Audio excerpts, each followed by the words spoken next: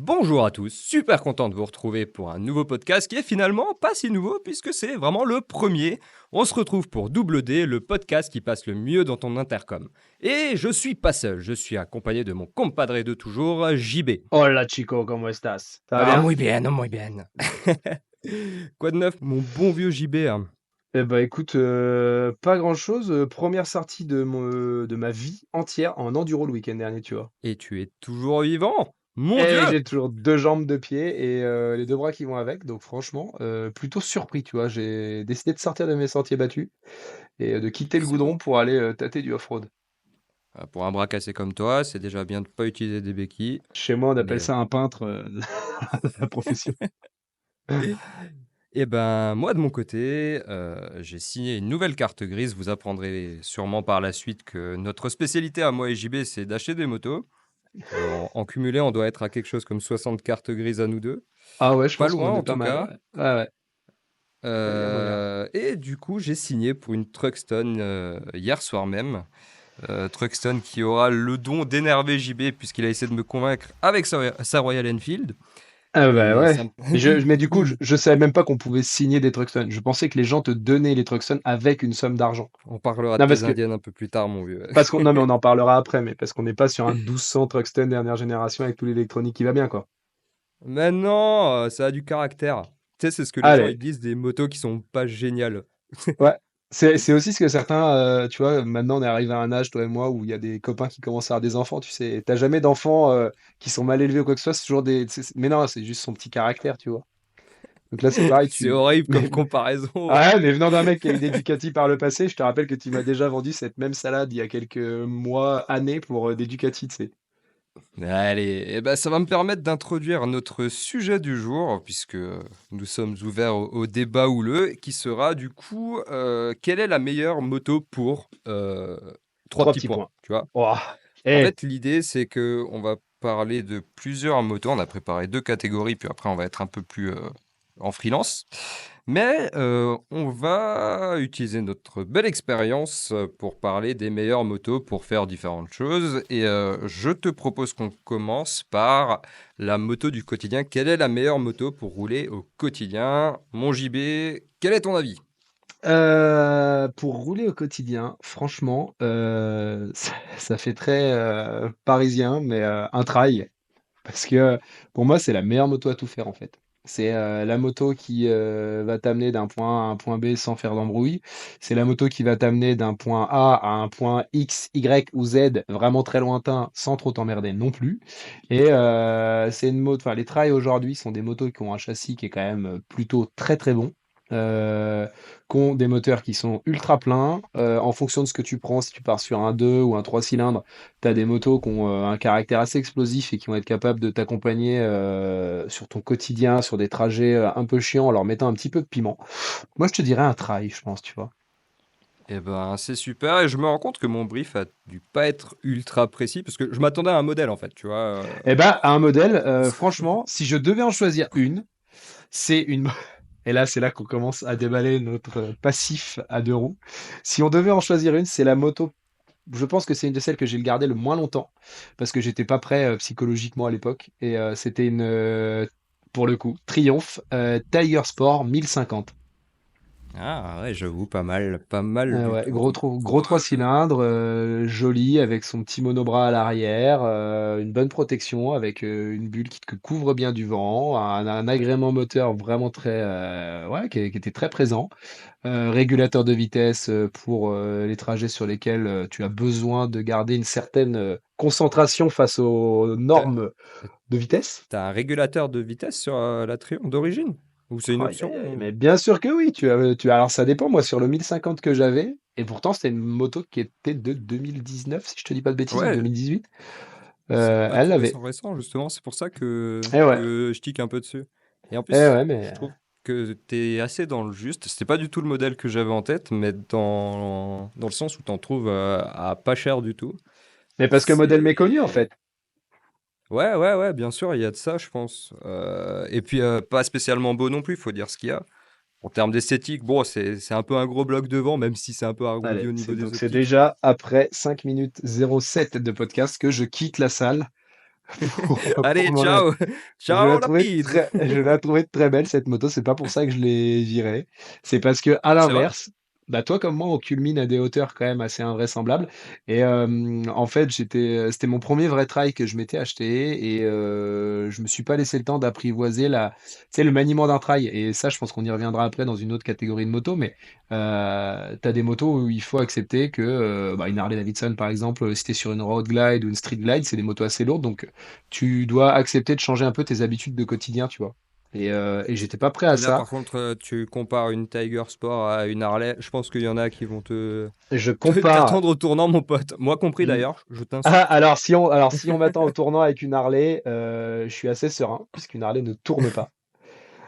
Oh, excellent, c'est Je- super. Ouais, je sais. La première punchline qui sort après 6 minutes. Non, Allez, 10% d'audience de perdu. Merci non, JP. On parce passe que à autre la bonne chose. nouvelle, c'est que je peux rebondir en disant que moi aussi j'ai eu des Harley.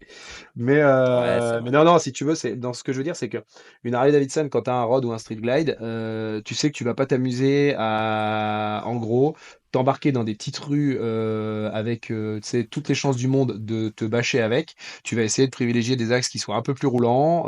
Tu vas pas t'embarquer dans des galères de la parquer dans des endroits où jamais tu seras capable de la ressortir tellement c'est lourd. C'est pas du tout un reproche. Il y a des gens qui y arrivent hein, d'ailleurs à faire ça. Les concessionnaires Harley, moi je leur tire mon chapeau parce qu'il faut voir la capacité qu'ils ont à manier des grosses motos du bout des Ouais, c'est doigts. vrai. Mais en général, c'est vrai que tu as tendance à. Tu as un YouTuber qui le dit lui-même très bien, c'est Fry HD qui roule pour le coup en Harley, qui disait que tu as des petits tips à adopter quand tu as ce genre de moto. Et ben la Tiger, c'était pareil. Quand tu roules, quand t'es pas très grand et que tu roules avec un trail, tu as des endroits où tu sais que par exemple, si tu vas dans des endroits en dévers et que tu déjà pas très grand à la base, pour un peu que tu es femme et valise avec, bah, t'as vite fait de te retrouver par terre avec une moto de 230 kilos, juste la Oh moto oui. seule, tu vois, et tu te retrouves un peu dans des situations tricky. Et c'est pour ça que j'ai pas gardé cette moto-là, c'est parce que j'étais pas à l'époque assez intelligent pour me dire je vais changer un peu mes habitudes. C'est beau. Bah, en soi, je te rejoins un petit peu, même si mon idée de base n'était pas du tout enfin, dans cette direction-là. Mais je suis étonné d'être d'accord avec toi sur notre premier choix. Moi, je partais plutôt du coup sur une moto que j'ai eue, que j'avais d'ailleurs acheté à côté de ma moto principale à l'époque. D'accord. Euh, En Les gens gros, vont se dire qu'on c'était est un peu fou, hein, mon parce rêve. qu'on est déjà à 4 motos citées et à chaque fois, donc c'est une moto que j'ai eue. Ouais, mais c'est l'expérience qui parle, tu sais, Ah, du exactement. haut de nos. Bon, on n'est pas si vieux en fait. Non, on n'est pas Enfin si bref, vieux. du coup, ce que je disais, c'est que j'habitais en ville et ma moto principale à l'époque, c'était une R1. C'était pas encore les Crossplane, c'était les dernières Genesis. Ouais, Donc c'était un peu moins exigeant, mais ça restait quand même pas génial en ville. Et ça restait une du coup, je sportive cherchais à avec ce ce qu'on en moment-là. reconnaît. Ouais, et surtout, je me souviens d'un truc, c'était la chauffe de la R1. C'était horrible. Genre, dans un Ouais, mais là, bouchon, elle prenait mais 40 degrés. Ouais, Les mais testicules, pareil, ça grillait. tous les gens qui ont eu des motos que, on va dire, d'après 2020, ils connaissent pas les motos qui restent froides, j'ai l'impression. Parce que ça, c'est une réflexion que je me Ouais. suis fait récemment. Toutes les motos désormais, avec les normes drastiques anti-pollution, toutes les motos chauffent. Plus ou moins. Ah Mais bah, je t'assure que la R1, elle avait pas les normes bah ouais, anti-pollution qui vont bien comme c'est le cas aujourd'hui. Et pourtant, elle chauffait sa race, hein. Il n'y avait pas vraiment de ouais. soucis. Et du coup, ouais, à côté de cette R1, j'avais acheté une Zwart Pilon 401 que j'ai adoré, Très bon choix. souvent Ouais, je sais, ouais, j'ai un T'as petit quand peu même eu quand il y a même. des moments de ta vie où t'as eu des goûts quand même, hein. On a Ouais, glissé c'est sur une sûr. pente relativement descendante depuis quelques temps. Mais fut un temps où c'est vrai que je t'ai connu, allez, je tenterai le mot épicurien de la moto. Oh, bah quand même. Et Ouais, ouais, du coup, en fait, je trouve que pour le quotidien, c'est vraiment une machine de fou. Déjà, bah, ça consomme rien. On doit tourner à ouais, encore. 3,5 litres à tout péter. Ça doit peser quelque chose comme 170 kilos. Ça se À peine, manie, ouais. mais c'est d'une facilité qui est carrément déconcertante. Ça freine comme il faut. C'est du Bybré à l'avant, donc c'est quand même une Ouais, filiale de Brembo, même si c'est la filiale à pas cher. ouais. En termes de quotidien, vraiment, c'était vraiment super. Et je l'avais revendu enfin, j'avais revendu mes deux motos pour acheter une Africa Twin derrière. Donc, Tu c'était vois, finalement pour avoir une meilleure moto un peu partout. le Mais trail, ça m'arrive souvent de la regretter quand même, cette petite Svart, parce qu'elle avait tout ce qui allait bien entre bah, le rapport qualité-prix, la gueule juste incroyable, je trouve. Ouais. Et puis, même en termes de caractère, le petit mono crash 44 chevaux, si je dis pas de C'est ça bêtises. parce qu'il est au taquet des normes de mémoire quand il était sorti. C'était une des premières motos A2. Moi, j'avais sa sœur, qui était d'ailleurs sa grande sœur parce qu'elle était sortie bien avant le SVAP. C'était la 390 Ouais, Duke. Et je me rappelle ouais, qu'à tout à fait, l'époque, ouais. j'ai passé, on parle d'un truc il y a plus de 10 ans, c'était vraiment le tout début, les prémices du A2. Et en gros, tu avais cette réflexion entre acheter un gros cube bridé à bloc ou Mm. partir sur des motos nouvelle génération, type 390 Duke, type les CB500 qui venaient de ressortir pour l'époque et tout ça, d'ailleurs, les toutes dernières, là, et qui étaient plus légères, qui avaient un moteur qui était vraiment conçu, ce qu'on appelle de série en A2, quoi, qui a pas ce bridage. Et Ouais, le moteur, il est carrément, hein. vraiment plein de partout pour un monocylindre. En plus, Ouais, il vibre pas trop. franchement, c'est ça, ouais. C'est vraiment étonnant de. Comment dire? Ça manque pas de ressources. Il n'y a pas de moment où Ouais. tu te dis, ouais, c'est limite. Et même en dehors de la ville et du quotidien, au final, pour aller taper d'école et compagnie, bah, c'est juste Eh ben, génial, quoi. C'est un vélo, le machin, je quoi. vais te lâcher un truc. Tu sais que j'aime bien partir en road trip avec des outils à la con. Et Mm. je m'étais posé la question il y a 1 an et demi de partir sur un Zwart équipé avec bulle un peu plus haute, machin et tout, pour en faire une moto de road trip. Parce que tu peux lui mettre des pneus à tétine. Alors tu vas pas taper du gros off-road engagé, mais pour du chemin Ah oui, roulant, oui, c'est sûr. ça le fait. En fait, c'est un peu le, tu vois, pour vulgariser le truc, je dirais que c'est un peu le gravel de la moto, cette moto-là. Ouais, carrément. Carrément, je Elle suis est assez polyvalente d'accord. de partout. Et même pour les road trips, alors c'est clair que la selle est pas ultra ouf en termes de confort, mais j'étais parti, je sais plus si c'était dans les Ardennes ou si j'avais fait la Côte d'Or. Oh, bref, un Ouais. des deux. Mais quelque chose comme Ouais, une destination 1500 ensoleillée, bornes quoi. en 3 4 jours, quoi. Ouais, ouh! Et bah non, non, j'avais grave kiffé, hormis le côté un peu tape-cul, mais sinon, génial, quoi. Bah Ouais, écoute, bah mon écoute. JB, je te Un propose partout qu'on balle au passe. centre pour cette première catégorie. Ouais, c'est assez ouf, on est d'accord sur les deux motos proposées, je Ouais, suis plutôt satisfait et ouais, surtout carrément. étonné. Carrément. On va partir sur un peu plus de Discord. Quelle est selon toi la moto parfaite pour voyager? Alors, franchement, là, tu sais très bien ce que je vais te sortir. Et c'est à ce moment-là, d'ailleurs, qu'on va perdre quasiment tout l'auditorat. Le si peu d'auditorat qui était déjà arrivé sur ce podcast va nous quitter, puisque moi, ma moto parfaite pour voyager, c'est une 411 Himalayan de chez Royal Enfield. Allez, c'est bon, je te parle plus. Allez, ciao Lapide! Ah là là, mais non, mais tu peux au moins essayer de poser les questions qui te permettront de comprendre pourquoi ce choix. Pourquoi tu prends un moteur qui est déjà anémique de base, qui à la Eh moindre bah, remontée va cracher ses poumons? bah, pour plusieurs raisons. La première, c'est que bon, on a tous, enfin tous les deux, on a eu beaucoup de motos.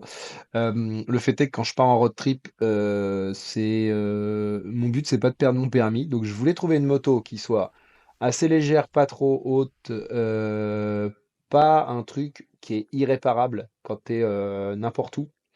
Ah, tu m'étonnes, en même temps, Euh, il y a autant de technologie là-dedans que dans un bout de bois, genre c'est Et vraiment bah, le ouais, bah tu des sais quoi, j'ai regardé, je sais pas si tu connais, il y a alors c'était le truc d'ancien. C'était sur Arte. Il y a un Allemand qui a fait un tour du monde en GS. Et ouais, le gars a vraiment fait le tour du monde, mais le tour du monde limite par l'équateur, je sais plus comment il avait fait son truc, mais vraiment c'était un vrai tour du monde, tu vois, il avait tracé le tour de la planète. Et arrivé en Inde, le gars se fait exploser par une bagnole avec sa ouais. GS. Sauf que GS explosé, donc tout le système avant pulvérisé, et c'est pas, on le sait, c'est pas, on est sur un télélever paralever, donc c'est pas un système de suspension standard. Et il faut savoir Ouais, qu'en ouais, Inde, c'est tu n'as sûr. qu'un seul concessionnaire BMW qui était amené à être capable de réparer cette moto. Sauf qu'il n'avait pas les pièces et que de mémoire, c'était un truc comme 4 mois de délai. Sauf que le mec était Ouah! bloqué là-bas, devait continuer son truc.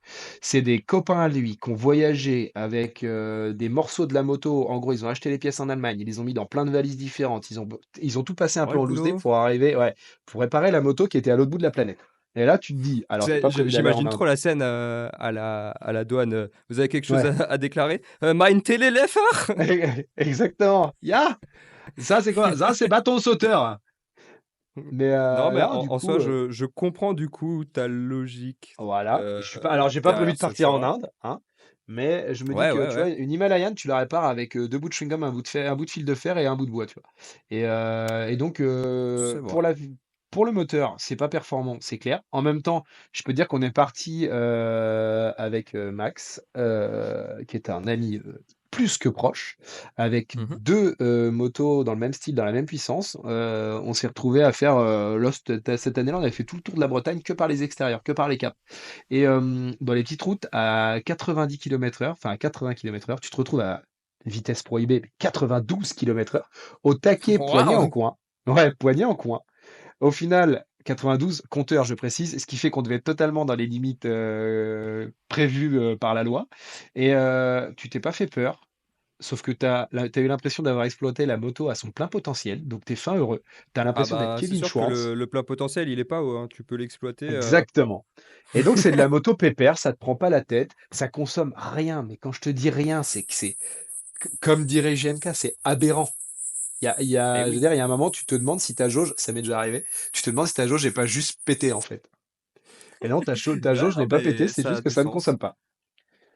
Bah, tu Et vois, pour la charger, tu peux la charger sans l'Himalayan. problème. Ah bah oui, non, mais c'est sûr.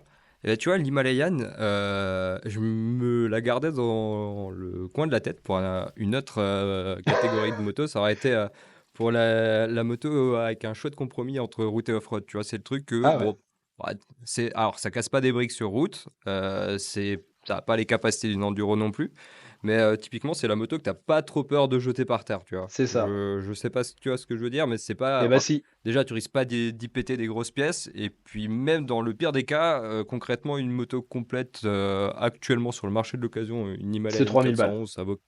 Ouais, c'est ça, avec que dalle en borne. C'est ça. Euh, Ah, mais Dans tous clairement, les cas, tiens, tu bah, sais que peu importe ce que tu casses, ça te coûtera pas plus de eh ben, 3000 je balles. rebondis sur ça, parce que moi, la mienne, je l'ai payée 3000 balles. Et tu sais quoi? Alors, quand je l'ai acheté, le mec me l'avait pas dit, il me l'a dit quand je suis venu la voir, hein. Il l'a pas Hmm. caché, pas du tout. Mais celle que j'ai rachetée, elle s'est enroulée autour d'un arbre, en fait. Et Ah! alors, jamais vite, hein, parce qu'on parle d'une Himalayan. Mais, donc, tu vois, je te la fais courte, phare, enfin, optique avant, la protection, le crash bar sur le côté gauche, je crois, de mémoire, le guidon, le protège-main, la bulle, le réservoir. Tableau de bord, donc le mec m'a filé la facture complète, 1200 balles en concession Enfield. Ouah! Ah Ouais, ouais, non, bah, c'est clair que pour une moto, tu prends la même chose chez BM avec une GS, t'en as pour quelque chose comme mais même sans 5 fois partir le sur un prix. extrême, ouais, ouais, même sur partir sur un extrême, reste juste sur une T7.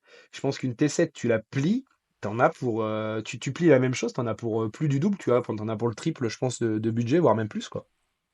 Ouais, ça se tient. Euh, Donc voilà. ouais, moi je suis franchement assez d'accord avec toi. Pareil, je partais pas du tout dans la même direction.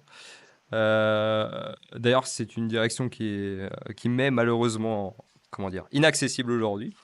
Mais Ouais. qui, au travers de mon métier, m'a permis d'ouvrir les yeux sur cette moto que je trouve incroyable. Et Puisque tu es opticien, comme ta profession, c'est opticien, c'est ça. Donc tu ouvres les yeux. absolument. Non, en fait, du coup, pour mon taf, à un moment, j'ai eu l'occasion de partir avec une Multistrada V4S Pikes Peak. Euh, je sais pas si tu as déjà posé tes fesses là-dessus. L'apologie du craquage d'argent complet, quoi. Ouais, mais alors par contre, l'apologie de l'excellence sur tous les domaines, tu vois. Ça voyage fort, ça attaque ultra fort. Enfin, il y a tout qui va bien. Tu peux la charger, tu peux faire un chrono de gros malade avec des valises. En duo, ça change absolument rien au ressenti parce que tu as quelque chose comme 160 chevaux très, très, très, très, très, très, très énervé. On Euh, rappellera que tu donc habites tu... pas loin de la frontière allemande et que pour toi, un road trip, c'est traverser les autobahns avec les gaz ouverts en grand, bien évidemment, parce que sinon, Mais tu pas m'expliqueras du tout. l'intérêt d'avoir autant de chevaux dans une moto pour partir en voyage. Bah, c'est que ça dépend où tu pars, tu vois. Typiquement, j'avais fait les Pyrénées avec, et bah, c'est sûr que on va pas se mentir, hein. On n'est pas tout blanc, tout noir, mais bah, t'as des routes qui sont cool, t'as personne dessus, bah t'en profites, t'attaques un petit peu. Et là, pour le coup, mais c'était royal. C'est dinguissime, ça freine fort, ça accélère fort, enfin ça tourne, Et ça tu s'emmène comme pas considères que possible. tu as utilisé en pourcentage combien de pourcents des capacités de cette moto dans ton road trip? Sur un road trip, en vrai, je pense pas qu'on dépasse les 60-70%. Ah oui, c'est Mais ça. En fait, concrètement, sur route, je suis pas sûr que tu puisses l'exploiter comme il se doit. Concrètement, tu peux l'emmener sur piste et pas être ridicule, hein. Franchement, Ah, je c'est te clair. jure, c'est une dinguerie. Mais c'est enfin la quintessence du trail sportif, Oui, mais voire regarde. du sportif hors Mais ouais, mais sportif, le tu vois. voyage, tu consommes comme une vache avec ça? Pas tant, pas tant. Je tourne à 7 litres 5, il me semble. Ah bah, ça fait 7-8 litres. ouais, ça fait juste 3 fois ce que l'Himalayan consomme. OK. Ouais, Hem, mais vu le ah temps ouais, que non tu mais prends d'avance sur le même trajet, t'as le temps de faire le plein, hein. Tu pourrais ah, faire 6 pleins en plus que ce serait pareil. j'avais oublié que tu avais la carte, carburant de ta boîte, c'est ça c'est la fameuse variable qu'il me manquait. Ouais, ça aide un petit peu. Et Je vois ouais. juste qu'on est à 20 minutes de podcast. Heu, Ah, on a traité je te 2 sujets déjà. ouais, je te Tu sais propose ce que qu'on ça va parte faire? sur Ça va chacun faire une catégorie proposée, histoire de pas avoir un format qui dure 7 heures non plus, parce que allez, concrètement, je pense qu'on pourrait en parler à vie. Tu veux commencer ou tu veux que je commence? tu veux que je te suggère une catégorie? Allez, vas-y.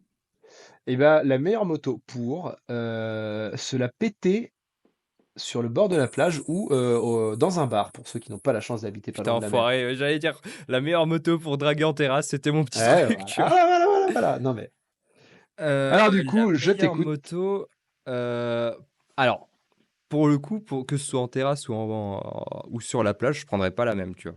Ah ouais, Déjà pour la plage, j'ai un modèle qui me vient direct en tête, c'est la Scrambler Desert Sled de Ducati, que je trouve juste parfaite, pour la plage. Tu sais, le non, coloris non mais noir avec, les bandes ouais. sunset dessus. Oh Après, là c'est là, juste que là, au bout d'un moment, les gens vont se demander si tu bosses pas, quand même chez Ducati, tu vois? Parce que tu viens de nous sortir, 2 Ducat coup sur coup, tu nous non mais ouais, et pourtant, aujourd'hui, j'ai pas de Ducat dans mon garage, tu vois? C'est pas passé loin pour le coup, mais non. Et ouais, bah, du coup, pour la plage, je partirais sur une Desert Sled. OK. Pour la terrasse, pour le coup, je partirais aussi sur un néo rétro, mais plus anglais, qui serait du coup finalement, la version de la Truxton que j'aurais voulu La avoir, vu 1200. que, ouais, la 1200R avec, tu sais, en gris, Ouais, avec la bulle, style café racer que je ouais. trouve en termes de design, c'est une folie qu'ils nous ont fait, Triomphe avec cette Très, très bon Truckstone. choix. Et Très, très toi, bon tu choix. partirais sur quoi, mon vieux? Et là, je vais plier le game parce que j'en utiliserai qu'une seule pour les 2. Ça sera juste la montre pneumatique qui changera. Je prendrai une Royal Enfield Interceptor avec, située sur la terrasse d'un café, des BT46 de chez Bridgestone qui sont quand Non, même des mais super en pneus. fait, excuse-moi, je t'écoute plus, je suis parti, je vais aller manger. Exactement. J'en ai ma Et claque. si tu es bord de mer, tu lui mets une petite, paire de pneus à facettes, façon, justement, flat track et compagnie et ça fait bien le job. T'aimes les motos, genre, qui marchent pas, qui ont rien dans le sac? Non, en vrai, je suis de mauvaise foi, j'aime bien. Ah, tu es de mauvaise foi Mais parce que, quand même. tu n'as pas essayé, cette Si, moto? bah, du coup, l'Interceptor 650, j'ai pu Ouais, essayer mais pour le coup. est-ce que tu l'as essayé? Tu sais, en fait, faut que tu mettes un autocollant plus 5 chevaux à l'arrière pour qu'elle fonctionne. Non, mais il y a des choses à faire pour que ça je suis d'accord, d'origine, ça peut paraître un peu anémique. Après, par contre, c'est un couple qui est quand même super, je trouve, intéressant. Mmh. C'est, à l'ancienne. De toute façon, on a eu ce débat, on l'aura pas maintenant parce que ouais, on a 23 minutes 41 quand même. Mais, l'Interceptor, faut la prendre, enfin, Interceptor Continental GT, faut les prendre pour ce qu'elles sont. C'est vraiment des motos, c'est pas des néo-rétro, c'est des rétro-néo. Ouais, je suis assez d'accord sur ça dans le sens où, Voilà. ça va pas chercher du tout la performance, mais alors carrément pas. Non. Mais par contre, en termes de caractère, même par rapport comment dire? Finalement, au fer de lance de Triomphe qui représente quand même pas mal la catégorie néo-rétro, enfin, Ouais, non, en tout cas, qui l'ont pas mal représenté. Bah, finalement, les Triumph aujourd'hui sont assez fades par rapport au comportement aseptisé, ouais. moteur d'une Royal Enfield qui est vraiment genre, old vibe. Ouais, c'est ça. Et après, comme je t'avais déjà dit, j'adore le châssis de la Enfield. Elle a besoin de suspensions différentes, mais le châssis, c'est Harris qui le fait. C'est une boîte, alors qui a été rachetée complètement par Enfield, mais c'est une boîte anglaise qui faisait les châssis de moto, enfin, de ce qu'on appelait les Grands Prix 500 à l'époque, mais en gros, c'est le MotoGP de maintenant. C'est eux qui ont fait les châssis de la Suzuki Compé Client, de Barry Sheene à l'époque, qui a été champion du monde avec. Enfin, ils ont eu des Bon, titres c'est au ju Tourist c'est juste Trophy. que 80 des ingénieurs qui ont bossé là-dessus sont probablement enterrés. Il y a plus aucune trace de ces brevets-là. C'est Bien les sûr cadres que non, aujourd'hui, il reste un L'Enfield, il c'est reste peu. un héritage. Ouais, 2 barres de fer soudées ensemble, ouais, à la C'est limite. arrête, laisse-moi croire que le marketing peut nous faire, gober tout et n'importe quoi. Aïe, aïe, aïe. Non, mais je Allez! je comprends l'esprit et je trouve ça assez cool aussi, qu'il y ait Non, mais des gens voilà, comme moi, ça qui j'ai bossent sur les une gens moto le de caractère. sauront, mais j'ai un Ouais, affect pour Royal Enfield. J'ai, 2-3 marques de cœur et Royal Enfield en fait partie. c'est beau. Et ben, du Catégorie coup, suivante, c'est à toi de choisir. me voilà, dans l'obligation finalement d'improviser. Mais non. Quelle est selon toi, la meilleure moto la moto qui représente le meilleur compromis route-piste pour commencer? Pour commencer, Ouais, enfin pour commencer alors la piste, hein, pas la route, parce que bon, il y a pas beaucoup de ah, je sportifs crois que que je tu parlais conseille pour genre commencer la route. toutes générations confondues. Oui, oui, bien sûr. Franchement, je serais parti très sincèrement sur, Tu me les dis une anci Continental GT, je t'en colle une à travers le micro. écoute, une Himalayan, tu lui mets des bons pneus, non. Franchement, il y en a j'en citerai juste 2 parce qu'il y a 2 budgets pas un peu différents, quoique maintenant ça s'est resserré. Ouais, Si tu parles d'Ekarené Street Triple R, génération 2016, parce que ouais, c'était juste des balles de guerre, c'est la seule et unique moto que j'ai vraiment regretté d'avoir vendue après coup. Voilà. OK, Donc ouais, Street non, mais je Triple, comprends carrément. et pas la 765, la 675 parce que, elle est plus abordable, elle est moins pointue aussi. Ouais, carrément. Et si je mettais un carénage sur ce propos, je pense que ce serait plus les GSX-R, début 2010, tu vois? Début des années 2010, c'était des bons compromis, c'est des motos qui te permettaient de rouler sur route sans être trop cassé, de pouvoir aller pister, en ayant tout de suite quelque chose qui est, super exploitable et capable de faire des pendules avec les gens qui savent rouler sur piste de manière, Carrément. sérieuse. Donc ouais, je dirais, GSX-R si tu veux un carénage et 675, Street Triple R si t'en veux pas. Putain, c'est dingue parce que j'abordais. Alors, c'est fou parce que j'avais réfléchi du coup un peu à la réponse que j'allais te donner. Et Ouais, j'abordais la chose de la même manière avec deux motos, une sportive et un roadster. Et le roadster, j'avais le même. Tu sais, alors peut-être un peu plus vieille, j'ai les premières Street Triple en tête, les ouais, 675 par contre, avec les avec les feux deux ronds. phares ronds. Ouais. Ouais, Que juste possédé il y a fort longtemps, qui est bon. Alors c'est sûr que sur route, il y a beaucoup, comment dire, il y a un coffre qui est pas forcément utilisable et tout, mais ça se roule bien. C'est assez confort ouais, et tout. le moteur, c'est un élastique en fait. Tu rentres en ville avec un Ouais, rapport au-dessus, ça fait, ouais, je suis d'accord. c'est pas spécialement exigeant et puis bon, ça fait le taf. Par contre, c'est clair qu'à l'attaque, ben, ça fait plus que le taf finalement. C'est assez facilement exploitable. C'est pas un moteur qui te saute à la gueule et qui t'arrache les bras. Au Ouais, contraire, c'est assez progressif et ça se roule facilement. Et bah, t'as des tailles de jantes qui sont finalement dans les standards d'aujourd'hui. Donc, tu as plus ou moins tous les pneumatiques que tu veux du marché, à ouais. ta portée. Non, clairement, excellent choix. Sinon, globalement, je te rejoins carrément sur ce que tu disais sur la street, hein. C'est relativement facile et franchement très efficace. Avant de s'ennuyer avec une street sur piste, euh, tu peux en avoir fait des track day quand même, je Ouais, pense. ouais, je pense. Mais si on reste dans ton objectif de meilleure moto pour débuter, tu vois. Ouais, Effectivement, après, clairement. arrivera un moment où si tu as vraiment un super bon niveau, voilà, tu arriveras à pas t'ennuyer parce que tu t'ennuies pas, c'est une moto qui a toujours du caractère et qui est rigolote donc mais tu peux arriver à trouver les limites à un moment de cette moto-là. Clairement. Mais si on reste dans ta question initiale, je pense que c'est vraiment le bon choix, quoi. Eh ben, carrément. Et du coup, en termes de sportive, alors, je vais peut-être faire grincer des dents, Une Ducati mais 1299, eh ben, pas du tout. Non, non, j'avais la CBR 929 RR. Tu sais, c'est ah ouais, bon, ah ouais, les premières, enfin, peut-être pas les premières CBR modernes, mais en tout cas, c'est les premières à injection. ouais, Ça se roule très, très, très facilement pour un 1000. Alors, sur route, c'est carrément génial, hein, ça a du ouais, coffre, c'est relativement confortable. Sur piste, avant d'arriver au bout, là, je parle même pas, parce que bon, tu as quand même 150 bourrins qui sont là à l'attaque. tout à Et fait. ça bouge pas, ça coûte pas cher, tu as des pièces de partout, parce que bon, bah forcément, tu en as plein qui commencent la piste avec et qui les jettent contre bah, des bacs à gravier. Exactement. Donc tu peux t'équiper à pas cher.